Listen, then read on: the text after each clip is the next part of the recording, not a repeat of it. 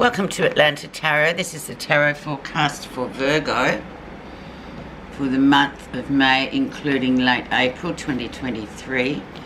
So we are in your fellow earth sign of Taurus, Virgo. So the element being earth. So grounded this time, this 4 weeks. And you are in your 9th house, which is the house of far horizons. Maybe distant travel that you're planning or thinking about probably will pop by. Higher learning, all sorts of things, exploratory really, that you want to explore. It just sort of comes in. You find yourself, into that kind of energy, just looking out and thinking, oh, where will we go for Christmas? Or, yeah, anything with far horizons, particularly travel. And, it's a learning house, the 9th house, so it's all about learning new things about far horizons, put simply. Energy around is the 10 of Swords. So somehow here we've got 10 of Swords, which is the end of a bit of a miserable period in your life where you just sort of, maybe family issues have been bubbling away there and you can see no end to it. This is the card for you to say, well, the end's coming, so we're almost there. Or could just be a time where mentally you're just feeling exhausted mentally from people who, and they're the worst. People are the worst because they kind of tend to, certain groups of people tend to sort of rip your energy off you and you wonder why you feel drained. So any of those I've just mentioned, that sort of is encompassed with the 10 of Swords. The mythological meaning for it in the Greek cards, which I sort of base my interpretations on the Greek version of the tarot, it's the end of a family curse. So that says it all, really, doesn't it? Okay, Virgo, so let's see where you are right now.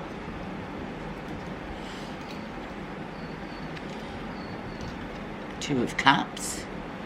Sorry, that is just a bit too far.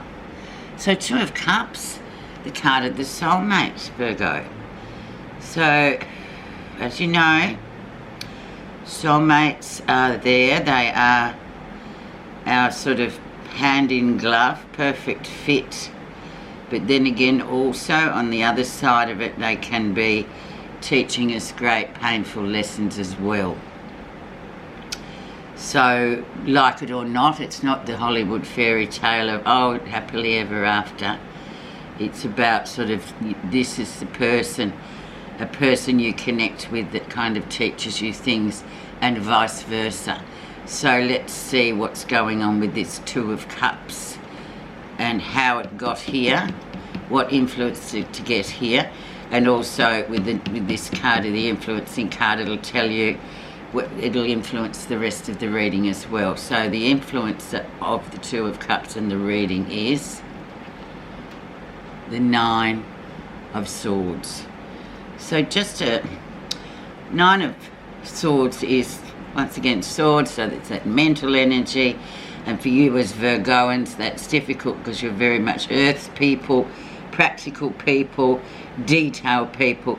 This 9 of Swords is like sleeplessness. It's fear for the sake of fear. It's just sort of bringing up all this fearful business that you think, oh, what if this happens, and what if I do that, and oh, I've met somebody, I've connected with somebody, oh my God, what if it's like my last relationship, what if it's... So it's all this fear that's manufactured by the mind, which necessarily doesn't have a base at all. It's a free-floating anxiety, if you like.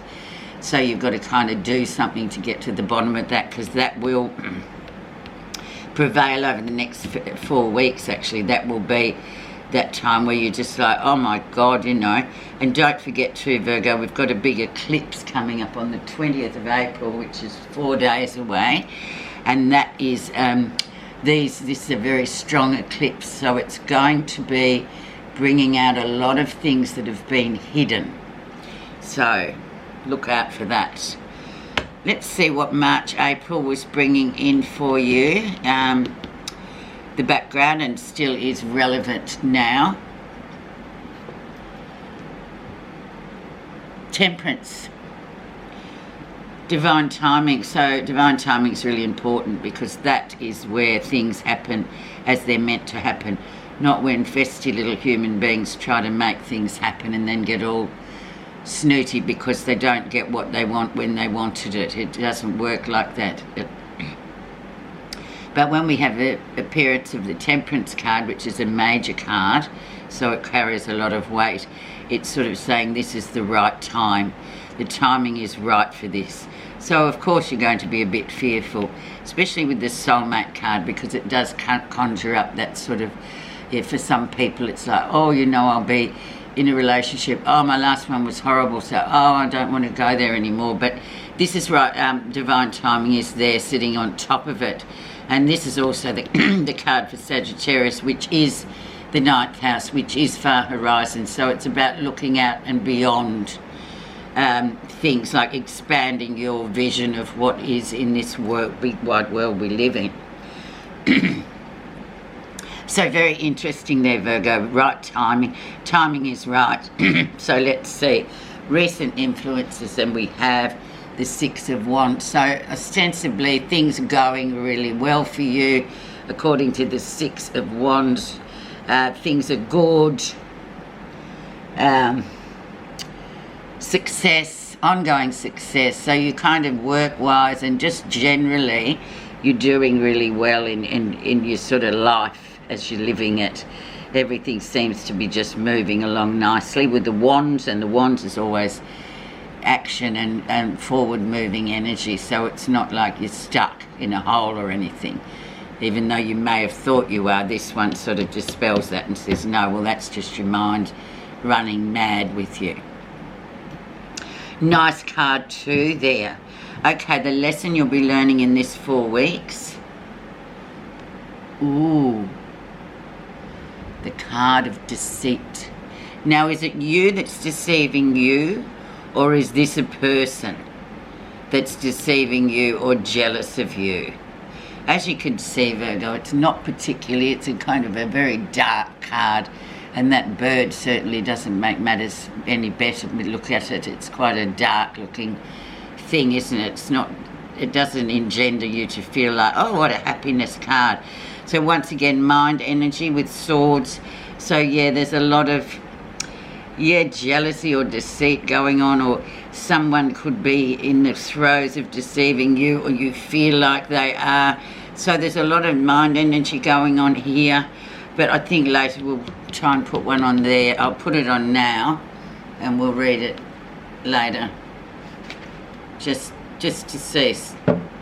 Okay, so moving forward into the 1st May, like early May, we'll be getting into near future. And we have the Knight of Coins, which is the Virgo card actually. So this is usually young male energy, very sort of trustworthy, loyal person, very Virgoan move, very slow moving energy. This is not a guy that's going to be sort of, you know, crazily, madly telling you stuff, or he's just the methodical plotter that sits there and gets on with things, but you can actually count on him, even though you may not think you can, because he doesn't say much and he doesn't do much in terms of speak up for himself. He just gets on with things, but the bottom line with him is he's loyal. So that energy is coming in, and it can also mean things will be slowing down a little bit for you, which for Virgo, and it's Virgo energy, so you don't mind that. You'd rather have it slow than like mad fast. So let's see what's happening that you're not realizing. Judgment. Karmic debt has been cleared. Now this we can relate back to the 2 of Cups with this soulmate that you've got here and all the fear around it. And this is sort of saying, well, your karmic debt with them is clear and your karmic debt is actually clear, so it's time to make some more karma, if you know what I mean. It's time to jump in again with somebody else, or or reconnect with somebody. But yeah, definitely a second chance is coming here, and you're not realising that. So by having that there, it sort of cancels out this stupid mind worrying gone mad, and sort of says, yeah, well, you've actually cleared your karma, so now you have to start, you've got a second chance. So you've got to sort of think about whoever this soulmate connection is, what's going on there actually, what's this connection sort of bringing up for you. And there in turn is where you have to learn, where the lessons are learned. But nice card to get there actually, Judgment. Okay, let's see how others see you. Now, as I think it must be this soulmate person seeing you like this. Two of Coins, so very much spinning the plates in the air, working, typical way people see Virgo, working away really well, crossing the T's and dotting the I's, detailed, sort of service-oriented, doing what has to be done with a minimum of fuss, very Virgoan, and that's how people see you in terms of how your life just runs. However, you know, that's the material side, your work, your job, how you run your household, all that kind of thing. But somehow here I get there's relationships that need looking at, Virgo, because you can't run a relationship like you run your house or your job. Just saying. Okay, let's now look at what you're feeling positive about. New beginnings, new journeys, time to jump off that cliff. New beginnings starting, and you can feel it here. So just take a look back over what's been going on and think, yes, I'm in for some I'm in on a new journey and a new beginning. I've just got to sort of jump off the cliff and see where I land. It's almost like jumping out of a plane, isn't it, with a parachute. The same sort of thing sometimes. You don't know. You know, it's the unknown. But it's a good card to have actually, because it means things are definitely, you're in for a new sort of set of lessons and a new sort of beginning in kind. Okay, let's now see the outcome. And we have the Ace of Cups, so the reconnection with that soulmate again, just reinforcing soulmate energy coming in again. This is a connection. It can be an old connection that was severed, or, you know, someone moved away, or you just didn't see them anymore, or you had a falling out and you reconnect here. Also can be, for some, can be the birth of a child coming through, but we don't really have much about that here. But for some, obviously, there will be this going on, you know, it goes on every day. And yeah, it's just that uprush of love and real sort of connection that you find with somebody. Usually it is a person, but it can sometimes just be a job or something like that, or something you've always wanted to do. But I tend to sort of relate the Cups emotional cards, like the Ace, but all the Cups cards, to its connection with other human beings. So let's have a look now what's under the surface of this pesky deceit, jealousy card, which is your lesson for the month. So what's under the surface? And we have the 10 of Coins. So it's about money, legacy. Maybe it's somebody there too, you know, because Virgoans are very good at sort of all that kind of thing, as I mentioned before. So maybe it is sort of like a jealous or a deceit with this money factor. It's all around that, or legacy as well. It could be something to do with an inheritance someone's received, or just this, or just sort of a connection that you might think, oh yeah, they're just after my money. Well, some people do. Some people just, that's their main aim of connection with others, is to sort of, especially if they've got money and good at making money, that's sort of a big driver in you know, hooking up with that kind of a person. Anyway, Virgo, that's it. I'll just read your lesson. I hope you have a good month. It looks interesting.